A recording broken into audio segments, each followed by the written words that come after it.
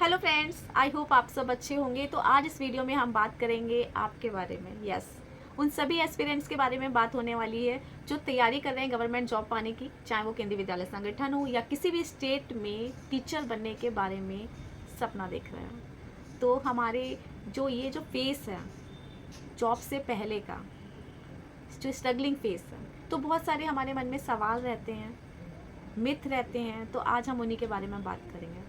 तो आइए शुरू करते हैं। स्ट्रगलिंग फेज जो है हर किसी की लाइफ में रहता है, मेरी भी लाइफ में रहा है। यहाँ पर मैं अपना एक्सपीरियंस आपके साथ शेयर करूँगी, तो इससे आपको काफ़ी हेल्प मिलेगी। किसी की लाइफ में स्ट्रगलिंग फेज बहुत ज़्यादा वक्त के लिए रहता है, तो किसी के लिए बहुत कम वक्त के लिए। लेकिन स्मार्ट वर्क आपको गवर्नमेंट जॉब पाने के लिए बहुत हेल्प करेगा। गवर्नमेंट जॉब क्यों, बल्कि आप प्राइवेट जॉब के लिए भी जब आप स्मार्ट वर्क करते हैं तो बहुत आसानी से या फिर कुछ स्टेप्स पार करते ही आप उसको ले सकते हैं। अगर आप ये सोचते हैं कि सुंदर फेस देखकर या सिर्फ टीचिंग एक्सपीरियंस होना चाहिए या फिर हमारे पास हमारी जॉब से रिलेटेड एक्सपीरियंस होगा तभी हम जॉब कर पाएंगे या हमें जॉब मिल पाएगी, तो ऐसा मिथ बिल्कुल भी अपने मन में मत रखिए। यहाँ पर मैं आपको अपने एक्सपीरियंस से जोड़ते हुए बताऊँगी कि स्ट्रगलिंग फेस मेरी लाइफ में भी रहा है। मैंने ग्रेजुएशन किया बीएससी साइंस से, उसके बाद मैंने बीटीसी करी। फिर मैंने एक दो प्राइवेट स्कूल में अप्लाई किया कि शायद गवर्नमेंट जॉब अभी नहीं आ रही है तो मैं एक्सपीरियंस ले लेती हूँ। मैं उस वक्त ट्यूशन्स पढ़ाती थी और कोचिंग में बच्चे भी आते थे, तो वो मेरा स्ट्रगलिंग फेस चल रहा था। उसके बाद मैंने कॉन्ट्रेक्चुअल बनने के लिए अप्लाई किया केवी में ही, और ये बात है 2017 की। तो मैंने जब अप्लाई किया तो मेरे पास कोई भी टीचिंग एक्सपीरियंस नहीं था और जस्ट मेरी बीटीसी कंप्लीट ही हुई थी। तो उस वक्त तो सोशल मीडिया प्लेटफॉर्म भी नहीं थे, ना ही कोई यूट्यूब वीडियो थे जिसकी मदद से मुझे हेल्प मिलती कि हाँ मतलब किस तरीके से इंटरव्यू फेस किए जाते हैं, मुझे नहीं पता था। और प्राइवेट का जो जॉब का वर्क कल्चर है बहुत डिफरेंट है, बहुत ज़्यादा काम है, सैलरी बहुत ही ज़्यादा कम है। और केवी में मैं जो गई थी इंटरव्यू के लिए स्पेशली इसकी सैलरी देख कर ही गई थी, क्योंकि सैलरी बहुत अच्छी मिल रही थी। जो प्लेन एरियाज़ हैं वहाँ पर जो सैलरी रहती है प्राइमरी टीचर की वो 21,250 है, जबकि हार्ड स्टेशन पे अगर आप जाते हैं तो आपकी जो सैलरी है प्राइमरी टीचर की वो 26,000 के ऊपर हो जाती है। 5,000 का डिफरेंस आ जाता है। तो मेरे भी जो मिथ हैं, मेरे जो स्ट्रगलिंग फेस में हैं रहे थे और जॉब में आने के बाद वो धीरे धीरे दूर हुए हैं। तो जब मैं गई तो एक्सपीरियंस तो नहीं था मेरे पास, लेकिन मुझे जॉब मिली। बहुत से लोग के मन में रहता है यार जिनकी जुगाड़ होती है वो ही जॉब कर पाते हैं कॉन्टेक्चुअल टीचर के रूप में केवी में, तो ये गलत है। अपने मन से इन बातों को बिल्कुल निकाल दीजिए। हाँ, ये बात सही है कि बहुत सारे केवीज़ में पोस्ट बहुत कम रहती है, वैकेंसी कम रहती है, और कॉन्टेक्चुअल टीचर बनने के लिए बहुत सारे टीचर्स जो हैं वो अप्लाई करते हैं। जैसे कि कानपुर में जब मैंने फॉर्म भरा था, और शायद अलमापुर ही था, तो वहाँ पे 2-3 पोस्ट के लिए कम से कम 700-800 कैंडिडेट्स गए थे। आप सोच सकते हैं कितना टफ कंपटीशन रहा होगा। और जबकि मेरे होम टाउन में मैंने अप्लाई किया था तो वहाँ पे उस वक्त शायद 10 या 11 वैकेंसी रही थी, और मोस्टली जो लिए गए थे टीचर्स तो वो कह सकते हैं कि उनके पास एक्सपीरियंस पहले का कम था या ना ही था। तो मेरा ये जो एक उस टाइम पे था कि हाँ नया नया की सोच में था कि अरे इस यहाँ पर, या आपके मन में ये सवाल रहता है कि हाँ यहाँ पे जुगाड़ से ही होगा, तो ऐसा नहीं है। बहुत सारे कैंडिडेट्स यहाँ पर ऐसे लिए जाते हैं कि जो फ्रेश होते हैं, इसलिए नहीं कि उनके पास एक्सपीरियंस नहीं है, बल्कि इसलिए कि उनका जो इंटरव्यू है या जो उनका पढ़ाने का तरीका है वो बहुत अप्रोप्रिएट है। तो ये वाला जो मिथ है वो दूर करिए। स्ट्रगलिंग फेस हर किसी की लाइफ में रहता है। तो उसके बाद जब मैंने ज्वाइन कर लिया तो मुझे टीचर्स ने बहुत हेल्प किया, क्योंकि मेरा ऑलरेडी जो इंटरव्यू था वो आने वाला था। मैंने अप्रैल में ज्वाइन किया 2017 में, और उसके बाद मई जून में ही मेरा इंटरव्यू था। तो टीचर्स ने, केवी टीचर्स ने स्पेशली बहुत मेरी हेल्प करी, उन्होंने मुझे गाइड किया, इवन प्रिंसिपल सर ने मुझे गाइड किया। तो गाइडेंस जो है वो बहुत ज़रूरी है। आप किसी भी डिपार्टमेंट में जाइए, अगर आप पहले से ही वहाँ पे वर्क करने वालों का एक गाइडेंस ले लेते हैं तो वो आपको बहुत हेल्प करता है। बहुत सारे आपके जो भ्रम हैं वो दूर हो जाते हैं। ये मेरे साथ रहा, सही मौके पे सही वक्त पर मुझे गाइडेंस मिली।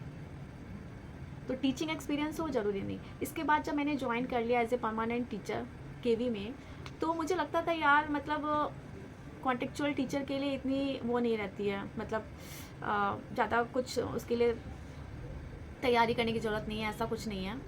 यूपी बिहार के लोग भी असम जैसी जगह में कॉन्टेक्चुअल टीचर बनने के लिए जाते हैं, क्योंकि वहाँ पे सैलरी ज़्यादा है। जैसा कि मैं पहले भी बता चुकी हूँ कि प्लेन एरिया में प्राइमरी टीचर के लिए जहाँ पे 21,250 थी, तो वहाँ पर 26,000 से ऊपर की सैलरी थी। तो लोग वहाँ पर जॉब के लिए गए थे। तो जिसकी जैसी ज़रूरत है वो उस हिसाब से काम करता है। सुंदर फेस देखकर इंटरव्यू पैनल आपको सेलेक्ट नहीं करता है, ये मन से भ्रम निकाल दीजिए। या आप बहुत सुंदर कपड़े पहन के चले गए, बहुत अच्छा ड्रेसिंग सेंस है, आपका अपीयरेंस फुल है, तो उससे भी आपका सिलेक्शन नहीं होगा। सिलेक्शन होता है ब्यूटी विद ब्रेन से। आपकी शक्ल, आपका अपीयरेंस भले ही उतना अप्रोप्रिएट ना हो, इट डजेंट मैटर। मैटर करेगा आपका इंटरव्यू, जहाँ पर आप अपने आप को प्रेजेंट कैसे कर रहे हैं। तो जब मैं वहाँ गई, मैंने as a permanent teacher join किया असम में, तो यूपी बिहार के लोग भी वहाँ पे एज ए कॉन्टेक्चुअल टीचर के लिए आए हुए थे। तो मेरे मन में पहला सवाल ये आया, इतनी दूर से कौन जॉब करने के लिए आता है। तो टीचिंग एक्सपीरियंस हो ज़रूरी नहीं, लेकिन कहीं ना कहीं टीचिंग एक्सपीरियंस आपके सिलेक्शन में एक कदम आपको आगे ले जाता है। आप एक्सपीरियंस लीजिए, खुद के लिए लीजिए, अपने स्किल्स को बढ़ाने के लिए लीजिए। भले केवी में ना मिल पा रहा हो, कोई बात नहीं, आप प्राइवेट जॉब्स के लिए भी जा सकते हैं, वहाँ पर आप एक्सपीरियंस लीजिए। सैलरी भले ही कम हो, वर्कलोड ज़्यादा हो, इट डजेंट मैटर।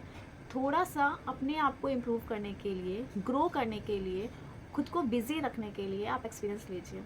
खाली घर में रहकर आप तैयारी करेंगे तो इससे बेहतर है कि आप प्रैक्टिकल लाइफ को चुनिए, क्योंकि प्रैक्टिकल नॉलेज होना बहुत ज़रूरी है। और केवी में या दूसरे डिपार्टमेंट में जब आप लोगों के साथ इंटरेक्ट करेंगे, आप एक वर्क कल्चर में आएंगे, तो ये प्रैक्टिकल जो नॉलेज है बहुत हेल्प करेगी। तो उसके बाद जब मेरे साथ के कलीग से जब मैं मिली, तो बहुत से ऐसे टीचर्स थे जिन्होंने जस्ट 12th किया, जेवीटी की, और तुरंत उनका सिलेक्शन हो गया। 21-22 साल की उम्र में वो प्राइमरी टीचर गवर्नमेंट जॉब में आ गए थे। कोई एक्सपीरियंस नहीं उनके पास टीचिंग का, पर वो बहुत बेहतर काम कर रहे थे और बहुत बेहतर काम कर रहे हैं। तो केवी या कोई भी डिपार्टमेंट आपको इसलिए सेलेक्ट नहीं करता क्योंकि आप ऑलरेडी एक्सपीरियंस लेके आए हैं, बल्कि वो इसलिए सेलेक्ट करता है कि आपके अंदर वो क्षमताएं कितनी हैं। आपको अपनी उन क्षमताओं को निखारना है, उनको बढ़ाना है। तो जब मैंने ये चीज़ देखी वहाँ जाकर, तो ये मेरे लिए एक नई बात थी। तो अपने मन से मिथ निकालिए, यार एक्सपीरियंस होना ही चाहिए टीचर का, मुझे तो कॉन्टेक्चुअल टीचर के लिए काम करना ही है। निकालिए। उन लोगों के पास नहीं था एक्सपीरियंस, फिर भी वो सेलेक्ट थे। अब मुझे इंग्लिश आनी ही चाहिए। मेरे साथ में एक सर थे, मनदीप सर। तो जब मैं उनसे पहली बार मिली, उन्होंने बस इंट्रोडक्शन अपना इंग्लिश का अच्छे से तैयार किया था। उनकी इंग्लिश बिल्कुल अच्छी नहीं थी, हालांकि वो हरियाणा से बिलोंग करते। तो हमारे मन में जब मैं उनसे पहली बार मिली, तो उनका गेटअप देख के या फिर उनके बातचीत के तरीके से मुझे तो कहीं से वो लग ही नहीं रहा था कि वो टीचर हैं। लेकिन मेरा भ्रम टूटा जब 2 बार एनुअल इंस्पेक्शन हुआ और उन्हें एक्सीलेंट मिला, हम सभी टीचर्स में। तो इंग्लिश आनी चाहिए कोई ज़रूरी नहीं है। आप अपने आप को कैसे सीखने के लिए प्रेरित करते हैं, कैसे उन सिचुएशंस में आप अपने आप को मैनेज करते हैं, हैंडल करते हैं, अपने आप को कैसे इम्प्रूव करते हैं, ये मैटर करता है। सर ने अपने आप को बहुत बेहतर से इम्प्रूव किया, अपनी उन करंट सिचुएशन में उन्हें अपनी स्किल्स को निखारा, ये मैटर करता था। और उन्हें एक्सीलेंट इसीलिए मिला। और केवी में आपको या किसी भी डिपार्टमेंट को अप टू डेट रहना बहुत ज़रूरी है। मेरे साथ के कुछ टीचर्स ऐसे भी थे जिनका काम कि अगर 23 तारीख को निपटाना है तो 23 नहीं, वो 21 तारीख को ही निपटा देते थे काम को। 22 तारीख को ही अपना सारा काम, जो वर्क है, डेडलाइन है उस काम को करने की, वो फिनिश कर देते थे। इतने एक्टिव थे। और जो इंसान अपने काम को टाइमली, एक्टिवली उसको कर दे टाइम से, तो उसको टेंशन, स्ट्रेस होगा ही नहीं। तो ये रहती हैं बातें। तो यहाँ पे बहुत सारी बातें जो हैं आपके मन में क्लियर हो गई होंगी। अभी जब मैं एग्ज़ाम देने गई थी तो मैंने देखा कि बहुत से लोग जो हैं ऐसे ऐसे बैकग्राउंड से आ रहे हैं जिनका बहुत ही ज़्यादा स्ट्रगलिंग फेस रहा है। वो 3,500 रुपये में, एक सर से मैं मिली थी, तो 3,500 रुपये में सिर्फ एक इंटर कॉलेज में जाके बच्चों को पढ़ा रहे हैं। फिर घर में वो 4 घंटे ट्यूशन्स दे रहे हैं ताकि वो अपने घर का, अपना खुद का खर्चा चला सकें। और उन्हें केवी में सिर्फ इसलिए आना था क्योंकि वो एक बहुत ही रिस्पेक्टेड जॉब है, लेकिन उनके मन में एक डर था। और वो डर ये था, यार केवी जो है मतलब एक ऑल इंडिया लेवल की जॉब है और उसमें वो कैसे फ़ाइट कर पाएंगे। उतने एक जो स्मार्ट लोग आ रहे हैं उसके अंदर, जो सीबीएसई बोर्ड के हैं और जो जिनका इंग्लिश जो इतनी अच्छी बोल रहे हैं, ठीक है, उनके सामने वो खुद को कैसे फेस करेंगे। यहाँ पे आपका कॉन्फिडेंस आपको आगे जीत दिलाएगा। तो उन सर के जैसी सिचुएशन में जो मेरे साथ के साथी हैं, मैं उनको यही कहना चाहती हूँ कि अपने मन का जो डर है उससे निकालिए। आप जिस भी पोजीशन में हैं, जहाँ पर आप देश के लिए कुछ कर रहे हैं, अपना योगदान दे रहे हैं, आप चाहे गवर्नमेंट जॉब में हो या आप प्राइवेट जॉब में हो या सिर्फ घर में आप सिंपल ट्यूशन दे रहे हैं, तो आप कहीं ना कहीं अपना एफर्ट कर रहे हैं, देश के लिए योगदान दे रहे हैं। खुद पर प्राउड फील कीजिए। स्ट्रगलिंग फेस हर किसी के लाइफ में रहता है। हो सकता है आज आपके पास गवर्नमेंट जॉब नहीं है, अभी आप उस पोजीशन पे नहीं है जहाँ पर आप लोगों की हेल्प कर सकें, क्योंकि अभी आपकी चॉइस क्या है, गवर्नमेंट जॉब पाने की। गवर्नमेंट जॉब में आने के बाद लोगों की चॉइसेस बदलती हैं। पहले हमारे मन में क्या रहता है, यार हमें कहीं भी गवर्नमेंट जॉब मिल जाए, ऑल इंडिया लेवल पे या इंडिया के बाहर भी, हम उसको ले लें। केवी हमें कहीं भी ऑल इंडिया भेजेगा, हम चले जाएंगे। लेकिन जब आप केवी में आ जाते हैं, फिर आपके पास चॉइसेस हो जाती है कि यार स्टेट में जाना है। ये मन में भी सवाल रहता है, यार केवी की जॉब अच्छी है या फिर स्टेट की जॉब अच्छी है, मुझे कौन सी चूज़ करनी चाहिए। यहाँ पर आपको अपनी प्रायोरिटी सेट करनी है। यहाँ पर आपके पास चॉइसेस हैं। अगर चॉइस नहीं होती तो आप केवी में ही रहते हैं या फिर आप स्टेट की जॉब में ही रहते हैं। जहाँ पर चॉइसेस आ जाती हैं वहाँ हमारी प्रायोरिटीज़ बदल जाती हैं। तो वही है कि शुरुआत में हमें गवर्नमेंट जॉब चाहिए होती है, धीरे धीरे करके हमारी प्रायोरिटीज़ सेट होती हैं। अगर आपको अपने घर परिवार से लगाव है और आप उनके बिना नहीं रह सकते, आपको उनके साथ ही रहना है, आपकी जिम्मेदारियां हैं, आपकी फैमिली है, तो आप स्टेट की जॉब को प्रेफर कर सकते हैं। लेकिन केवी में 2-3 एडवांटेज हैं, तो कहीं ना कहीं 1-2 ऐसी बातें भी हैं जहाँ पर आपको अपनी प्रायोरिटी सेट करनी होंगी, क्योंकि ऑल इंडिया लेवल की जॉब है। हो सकता है एक टाइम पे आप बहुत अपने घर से दूर हों, आपका ट्रांसफ़र होने में आपको मुश्किलें आ रही हों, ठीक है, और कुछ चीज़ें ऐसी हैं जिसके साथ आप कोप अप नहीं कर पा रहे हों। लेकिन केवी में फ़ायदे ये हैं कि आप खुद को ग्रो करते हैं, नई नई स्किल्स सीखते हैं, सिचुएशन के हिसाब से या जो करंट सिनेरियो में जो एक इम्प्रूवमेंट चल रहा है या फिर जो अपडेशन चल रहा है, नई नई बातें जो एकेडमिक्स में या फिर एक जो NEP के आने के बाद शुरू हुई या पहले भी रही हैं, उसमें जो जो चेंजेस आ रहे हैं एजुकेशन से रिलेटेड, उसमें आप कितना इम्प्रूव कर रहे हैं खुद के साथ, समय के साथ, वो यहाँ आपको मिलेगा। और स्टेट में काम भी है, ठीक है, लेकिन केवी जितना काम तो नहीं कह सकते हैं। तो ये 2-3 चीज़ें आपको अपनी प्रैक्टिस सेट करनी है। अगर आपको घूमने फिरने का शौक़ है, नए नए कल्चर सीखने का शौक़ है, तो इंटरव्यू में तो हर कोई बोल देता है सीरियसली कि हाँ हमें तो ऑल इंडिया कहीं भी भेज दिया जाए। मैंने देखा है, क्योंकि हर साल कॉन्टेक्चुअल टीचर्स के इंटरव्यू होते हैं, लोग पैनल में या आपसे सवाल करेंगे, तो आप उनको पॉजिटिव अप्रोच के लिए इस तरीके के आंसर्स देंगे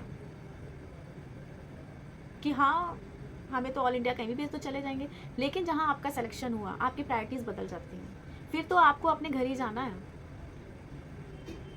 क्योंकि आपके पास गवर्नमेंट जॉब आ गई, आपकी जो एक वो थी फुलफिल हो गई आपकी विश। अब आपको क्या चाहिए, आपको अब अपने हिसाब से काम करना है। तो ये बातें रहती हैं। पॉजिटिव अप्रोच रखिए। आप जिस भी पोजीशन पे हैं, जहाँ पर भी हैं, अपना कर्म करते रहिए। जितने ज़्यादा आप सकारात्मक रहेंगे, आपकी लाइफ में उतना अच्छा होगा। गाइडेंस बहुत ज़रूरी है। ये जो टाइम चल रहा है ना आपकी लाइफ में, गोल्डन टाइम है, क्योंकि जॉब में आने के बाद आप उस जॉब के सिनेरियो में, उस भाग दौड़ में शामिल हो जाएंगे। वो जो होता है ना बिल्ली की दौड़, चूहे की दौड़, उसमें आप शामिल होने वाले हैं। यहाँ पर आप सीख रहे हैं। एक्चुअली यही टाइम आपकी लाइफ में सबसे इम्पॉर्टेंट है, क्योंकि यहाँ पर हर दिन एक नया सबक आपको मिल रहा है, एक नया लेसन मिल रहा है। तो फिजिकल एक्सपीरियंस एक हद तक ही आपको जॉब दिला सकता है, लेकिन फिजिकल अपीयरेंस से ज़्यादा एक अच्छा इंसान बनने पे जोर दीजिए।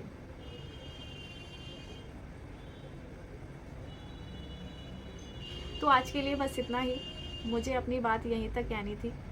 और आप अपनी लाइफ में ग्रो करें, खुद को निखारें, और जो आपके विशेस हों वो पूरी हों।